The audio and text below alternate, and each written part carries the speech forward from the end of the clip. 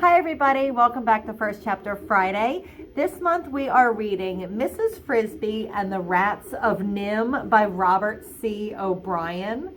The reason I picked this one is because when I was growing up, I loved this movie called The Secret of NIMH. And I honestly wanted to see how close the movie was to the book. So I've never read this before. Let's see if this first chapter sparks any interest for me. Okay? Again, we are reading Mrs. Frisby and the Rats of NIMH by Robert C. Obrien. All right, chapter 1, called The Sickness of Timothy Frisby. Oh, and excuse me, I'm running a 3D print job, so hopefully you don't get too much of that in the background, and if it does, I am so sorry. All right, so chapter 1, The Sickness of Timothy Frisby. Mrs. Frisby, the head of the family of field mice, lived in an underground house in the vegetable garden of a farmer named Mr. Fitzgibbon. It was a winter house, such as some of the field mice move to when food becomes too scarce and the living too hard in the woods and pastures. In the soft earth of a bean, potato, black-eyed pea, and asparagus patch, there is plenty of food left over for mice after the human crops have been gathered. Mrs. Frisby and her family were especially lucky in the house itself. It was a slightly damaged cinder block, the hollow kind with 2 oval holes through it. It had somehow been abandoned in the garden during the summer and lay almost completely buried, with only a bit of one of its corners showing above ground, which is how Mrs. Frisby had discovered it in the first place. It lay on its side in such a way that the solid parts of the block formed a roof and a floor, both waterproof, and the hollows made 2 spacious rooms. Lined with bits of leaves, grass, cloth, cotton fluff, feathers, and other soft things Mrs. Frisby and her children had all collected, the house stayed dry, warm, and comfortable all winter. A tunnel to the surface earth of the garden was dug so that it was slightly larger than a mouse and slightly smaller than a cat's foreleg. It provided access, air, and even a fair amount of light into the living room. The bedroom, formed by the second oval, was warm but dark, even at midday. A short tunnel through the earth behind the block, like this, connected the 2 rooms. Although she was a widow, her husband had died only the preceding summer. Mrs. Frisby was able, through luck and hard work, to keep her family. There were 4 children, happy and well-fed. January and February were the hardest months. The sharp, hard cold began in December, and it lasted until March. By February, the beans and black eyes had been picked over, with help from the birds. The asparagus roots were frozen into stones, and the potatoes, they had been thawed and refrozen so many times. They had acquired a slimy texture and a rancid taste. Still, the Frisbys made the best of what there was, and one way or another, they kept from going hungry. Then one day, at the very end of February, Mrs. Frisby's younger son, Timothy, fell sick. That day began with a dry, bright, icy morning. Mrs. Frisby woke up early, as she always did. She and her family slept close together in a bed of down, fluff, and bits of cloth that they gathered, and also warm, and they were as warm as a ball of fur. She stood up carefully so not to awaken the children, and she walked out quietly through the short tunnel to the living room.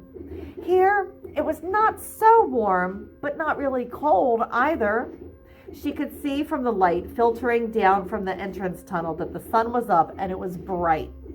She looked at the food in her pantry, a little hollowed out space lined with small stones in the earth behind the living room.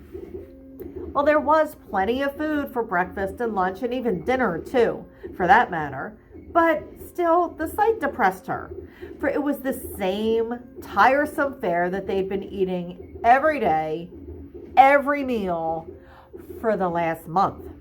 She wished she knew where to find a bit of green lettuce, or a small egg, or a taste of cheese, or a corn muffin. There were eggs in plenty not far off in the hen house, but hens and hens' eggs are way too big for a field mouse to cope with. And besides, between the garden and the hen house, there was a wide sward of shrubs and grass, some of it grown up quite tall. Cat territory. She climbed up the tunnel, emerging whiskers first, and looked around warily. The air was sharp, and there was white frost thick on the ground and on the dead leaves at the edge of the wood across the garden patch. Mrs. Frisby set off over the gently furrowed earth, and when she'd reached the fence, she turned right, skirting the border of the forest, searching for her bright round eyes for a bit of carrot, a frozen parsnip, or something green. But there was nothing green at this time of year but the needles on the pine trees and the leaves on the holly, neither of which a mouse or any other animal, for that matter, can eat. And then, straight in front of her, she did see something green. She had reached the far corner of the garden, and there at the edge of the woods where it met the fence was a stump. In the stump, there was a hole, and out of the hole protruded something that looked like a leaf. But it was not. Mrs. Frisby had no trouble at all going through the cattle wire fence, but she approached the hole cautiously. If the stump was hollow, as it seemed to be, there was no telling who or what might be living in it. A foot or so from the hole, she stopped, stood still, watched, and listened. She could hear no sound, but from there she could see what the green was. It was, in fact, a yellowish, brownish green, a bit of a corn shuck. But what was a corn shuck doing here? The cornfield was in a different part of the farm altogether, away beyond the pasture. Mrs. Frisby hopped closer, and then carefully she crept inside the stump and peered inside. When her eyes got used to the dark, she saw that she had found a treasure, a winter's supply of food, carefully stored and then for some reason forgotten or abandoned. But stored by whom? A raccoon, perhaps? Not very likely, so far from the stream. More likely a squirrel or a groundhog. She knew that both of these felt free to help themselves to the new corn each year, and that they were strong enough to carry ears away to store them. But whoever had done it, why he had then abandoned the store? Then she remembered, back in November, there had come from the edge near the woods the sound that sends all animals in the forest shivering to their hiding places. The sound of hunters' guns shooting, and the sound that is accompanied for someone by a fiery, stabbing pain. And then he never needs stored food again. Still, since Mrs. Frisby did not even know what kind of animal it had been, much less his name, she could not shed many tears over him. And food was food. It was not the green lettuce that she had longed for, but she and her children were extremely fond of corn, and there were 8 large ears in that stump, a noble supply for a mouse family. Down under the corn, she could also see a pile of fresh peanuts from still another part of the farm, some hickory nuts, and a stack of dried, sweet-smelling mushrooms. With her forepaws and sharp teeth, she pulled off part of a husk from the top of an ear of corn and folded it double to serve as a crude carrion bag. Then she pulled loose as many of the yellow kernels as she could easily lift, putting them into the shuck bag. She hopped off briskly for home. She would come back for more after breakfast and bring the children to help. Excuse me, I need a sip. She backed down the tunnel entrance to her house, tail first, pulling the corn after her and calling cheerfully as she went, "Children, wake up! See what I have for breakfast! It's a surprise!" They came hurrying out, rubbing their eyes in excitement. For any kind of surprise in food was a rare and festive thing in the cold dead of winter. Teresa, the oldest, came first. Crowding close behind her was Martin. He was the biggest, a strong, quick mouse, dark-haired and handsome like his poor father. Then came Cynthia, the youngest, a slim, pretty girl mouse, light-haired and, in fact, a little light-headed as well, and over-fond of dancing. "Where is it?" she said. "What is it? Where's the surprise?" "Well, where's Timothy?" asked Mrs. Frisby. "Mother," said Teresa, concerned, "he says he's sick and he can't get up." "Nonsense! Martin, tell your brother to get out of bed at once or he'll get no breakfast." Martin ran to the bedroom obediently, but came back in a moment alone. "He says he feels too sick and he doesn't want any breakfast, even a surprise. I felt his forehead and it's burning hot." "Oh dear," said Mrs. Frisby. "That sounds as if he's really sick." Well, Timothy had on occasion been known to think he was sick when he really wasn't. "Here, you may all have your breakfast, but save Timothy's, and I'll go and see what's wrong." She opened the green carrying bag and put the corn on the table, dividing it into 5 equal shares. The dining table was a smooth piece of lath supported on both ends by stones. "Corn!" shouted Martin. "Oh, Mother, where did you ever get it?" "Eat up," said Miss Frisby, "and a little later I'm going to show you, because there's a lot more where this came from." And she disappeared into the little hallway that led into the bedroom. "A lot more," Martin repeated as he sat down with his 2 sisters. "That sounds like enough to last until moving day." "Oh, I hope so," Cynthia said. "When is moving day anyway?" 2 weeks, Martin said authoritatively. "Maybe 3. "Oh, Martin, how do you know?" protested Teresa. "What if it stays cold anyway? Suppose Timothy isn't well enough?" At this dreadful thought, so casually raised, they all grew worried and fell silent. Then Cynthia said, "Teresa, you shouldn't be so gloomy. Of course he'll be well. He's just got a cold, that's all." She finished eating her corn, and so did the others. In the bedroom, Mrs. Frisby felt Timothy's forehead. It was indeed hot and damp with sweat. She took his pulse and then dropped his wrist in alarm at what she felt. Do you feel sick to your stomach?" "No, Mother, I feel all right. Only cold, and when I sit up I get dizzy, and I can't get my breath too well." Mrs. Frisby peered anxiously at his face and would have looked at his tongue, but in the dark room she could see no more than the dim outline of his head. He was the thinnest of her children and had a dark complexion like his father and brother.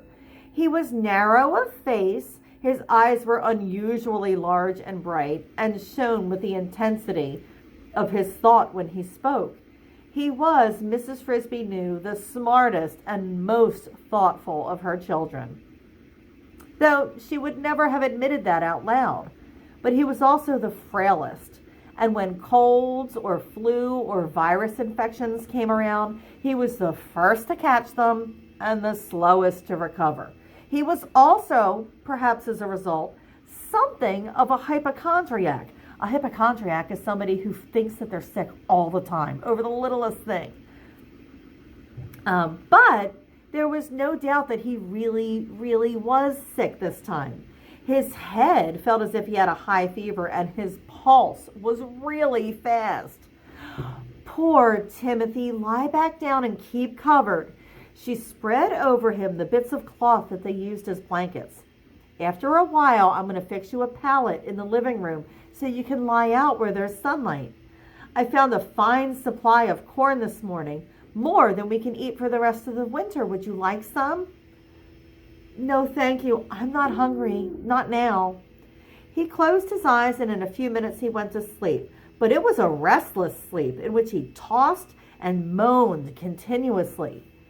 In mid-morning, Mrs. Frisby, Martin, and Cynthia set off for the stump to carry home some more corn and some peanuts and some mushrooms.